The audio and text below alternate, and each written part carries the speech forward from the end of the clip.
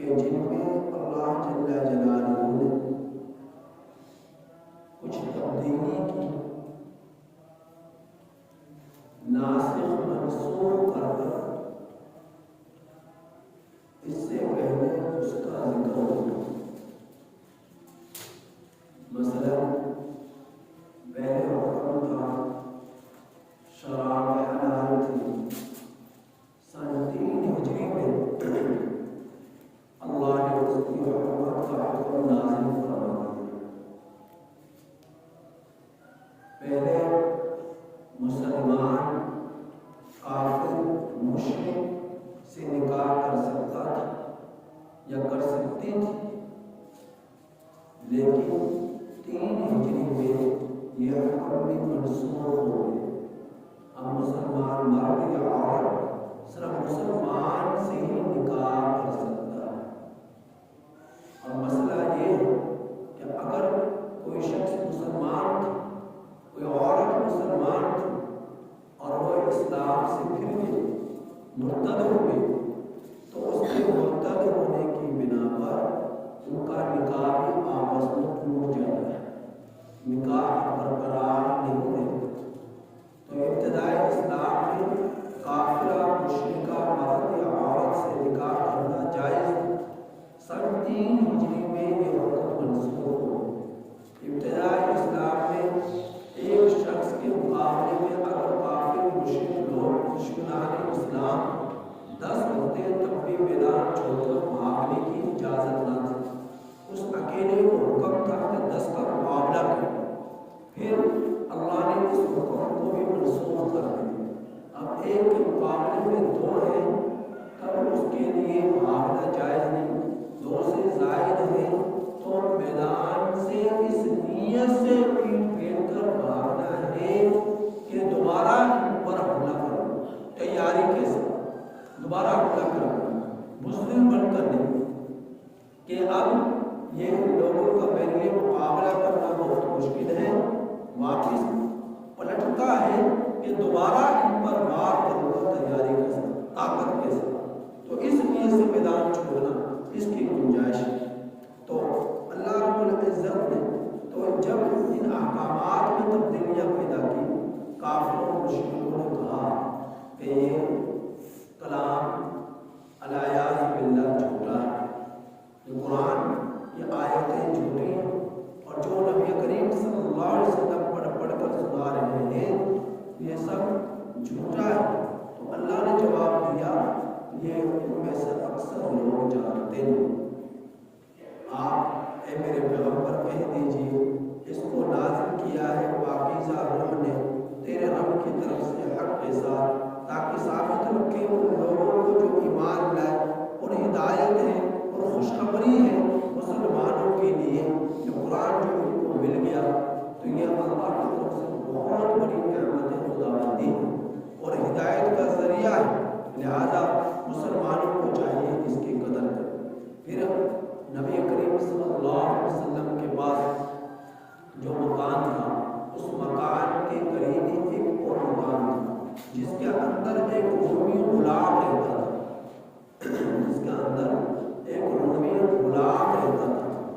اس کا نام تھا نسطاس یا جبر یا یعیش یا پھر بلعام، یہ کئی نام اس رومی غلام کے بتلائے گئے۔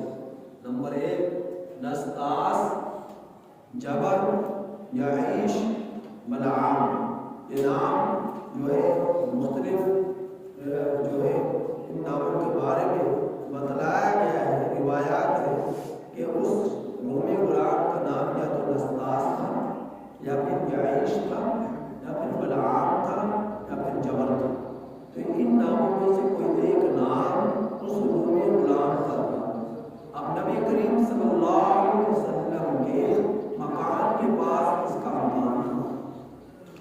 اب اس کی کوئی جو ہے ایسا شخص نہیں تھا جو اس کی تیمارداری کرتا، اس کی بیمار جو ہے اس بیمار کی عیادت کرتا، اس کی دیکھ بھال کرتا، اس کی ضرورت کو پورا کرتا، کوئی ایسا شخص نہیں تھا۔ نبی کریم صلی اللہ علیہ وسلم اس شخص کے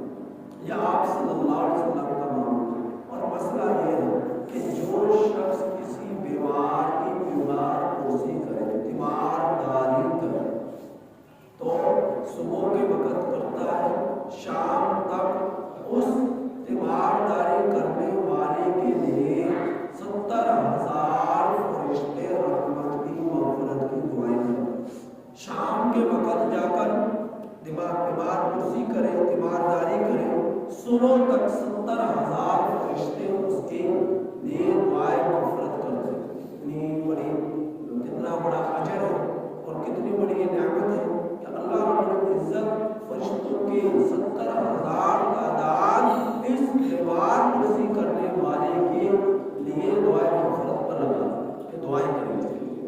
ہم فرشتوں کی دعا اللہ قبول نہ کریں گے، اللہ قبول کریں گے تو اس کتنا بڑا اجر ہے بیمار کی بیمار پرسی کرنے کا، تیمارداری کرنے کا۔ اور رشتہ داری کے اعتبار سے جو جتنا قریب ہے اس کی وہ بیمار ہو جائے اس کا اجر اتنا ہی زیادہ بڑھ جاتا ہے۔ کسی کا والد بیمار ہو جائے، کسی کی والدہ بیمار ہو جائے، کسی کی بہن بیمار ہو جائے، کسی کا بھائی بیمار ہو جائے، کسی کا جو ہے چچا بیمار ہو جائے، دایا بیمار ہو جائے، ماموں بیمار ہو جائے، خالہ بیمار ہو جائے، تو جتنے رشتے دار ہیں ان بیماروں کے رشتے دار جو رشتے داری کے اعتبار سے جتنا قریب ہے اس کی تیمارداری کرنے کا اتنا ہی اجر اور ثواب بڑھ جاتا ہے۔ جبکہ ہمارے یہاں الٹ ہے، جو ہمارے رشتے داری کے اعتبار سے جتنا قریب ہے ہم اس سے اتنے دور ہیں، اور جو ہمارے جتنے دور ہیں وہ ہمارے اتنے قریب ہیں۔ یعنی اتنے قریب ہیں جتنا جس کو قریب جتنا تھا اس کو ہم نے اس کی قربت کا اتنا حق نہ دیا، اور جو جتنا دور تھا اس کو اتنا حق دیا جتنا کہ اس کا حق نہ تھا۔ تو اللہ رب العزت جو شخص اپنے رشتے داروں کے جو رشتے کے اعتبار سے جس کے جتنا قریب ہے اس کا جتنا خیال کرے گا، اس سے جتنی محبت کرے گا، اس کے جتنے حقوق کا خیال کرے گا، اس کو جتنے اس کو خوشیاں دے گا، اللہ اس کو اتنا ہی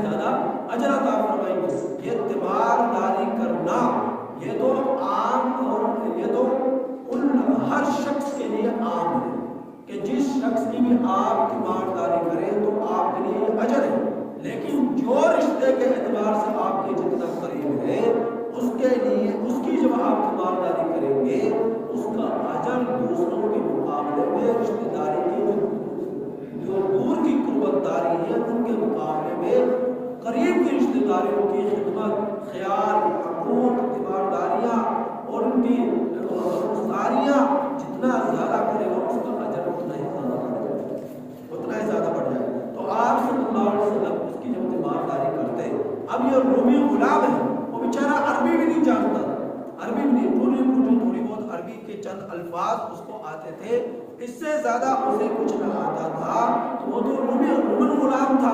اب لوگ جب دیکھتے کافر مشرک لوگ کہ آپ صلی اللہ علیہ وسلم اس رومی غلام کے گھر میں مکان میں جاتے ہیں تو کہنے لگے کہ آپ صلی اللہ علیہ وسلم اسے سکھاتے اور یہ آپ صلی اللہ علیہ وسلم کو سکھاتا ہے، تو اس طرح کی باتیں کہنا شروع کرتے تو میرے رب نے فرمایا وَلَقَدْ نَعْلَمُ، البتہ تحقیق ہم جانتے ہیں، انہم یقولون، بے شک یہ لوگ کہتے ہیں کہ انما یعلمہ بشر، پختہ بات ہے کہ اس کو سکھاتا ہے ایک آدمی، بشر سے مراد رومن غلام ہے کہ سکھاتا ہے اس کو ایک آدمی، لسان الذی یلحدون الیہ اعجمی، میرے رب نے جواب دیا کہ اس آدمی کی زبان جس کی طرف یہ لوگ نسبت کرتے ہیں عجمی ہے، وہ تو عربی جانتا ہی نہیں، اس کی زبان تو عجمی ہے جس کی ایک طرف یہ لوگ نسبت کرتے ہیں۔ اور نبی کریم صلی اللہ علیہ وسلم پر جو قرآن اترا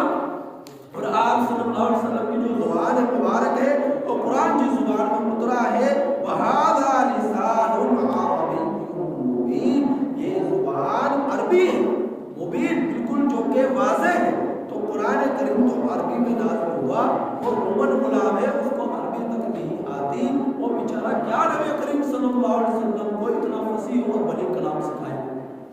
اور اس وقت عرب میں عرب کے جو لوگ تھے ان کے بچے، بچیاں، عورتیں، مرد، ان کو تو اتنی فصاحت اور بلاغت پر مبنی عربی میں اشعار یاد تھے کہ آج کا بڑا سے بڑا پروفیسر بھی ان کے بچوں کا مقابلہ نہیں کر سکتا، ان کے بچوں کا عربی میں مقابلہ نہیں کر سکتا تھا۔ آج کا بڑا سے بڑا پروفیسر جو عربی میں پوری زندگی جس نے کھپا دی وہ بھی ان کے مرد اور عورت جو عام وہاں کے عربی دان تھے ان کا مقابلہ نہیں کر سکتے عربی میں۔ تو آپ وہ رومن غلام کہاں سے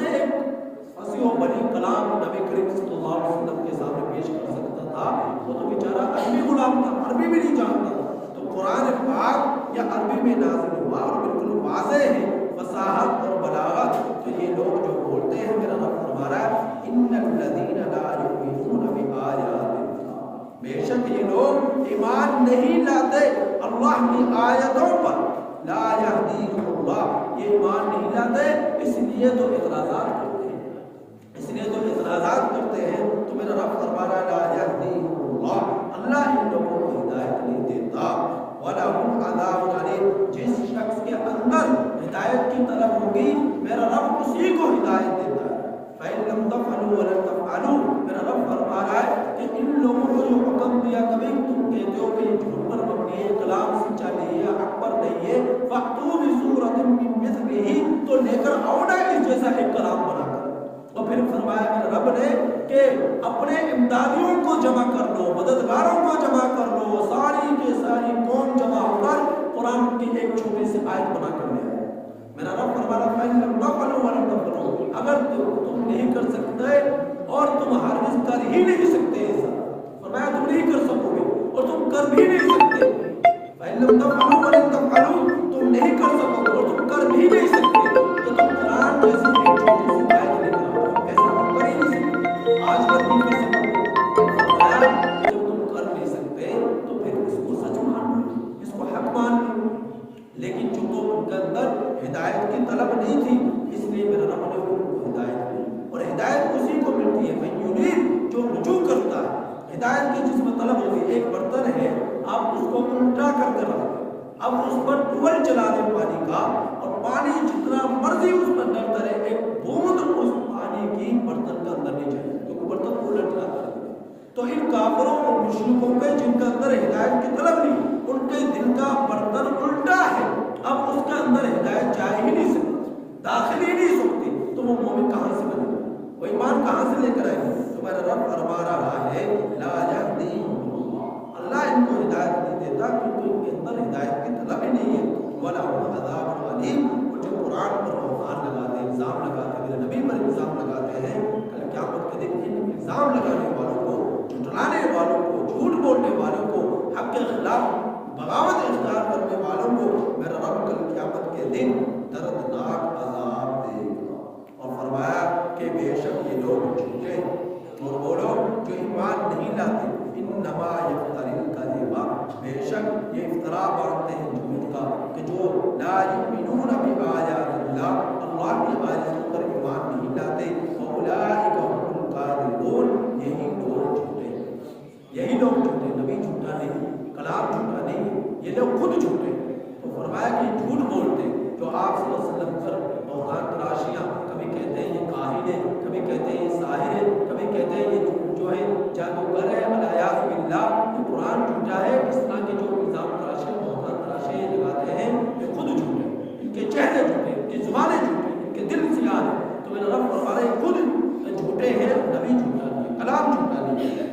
اگر یہ سچے ہوتے تو قرآن جیسی کتاب لا کر تو دکھاتے، قرآن جیسی صورتیں لے کر تو دکھاتے، قرآن جیسی آیتیں بنا کر تو دکھاتے. آج تک یہ نہ کر سکے تو یہ خود جھوٹے. اور یہ حق بات ہے، سچ بات ہے کہ قرآن رب کا کلام ہے، رب کا فرمان ہے، رب کی کتاب ہے. جبرائیل امین علیہ السلام اس کلام کو لے کر اترے ہیں، اور نبی جس پر اترا وہ سچا چہرہ، وہ صادق و امین ذات ہے. تو یہ جو بولتے ہیں جھوٹ بولتے ہیں، اللہ کا پیغمبر سچا، اللہ کا کلام سچا، اللہ کی ذات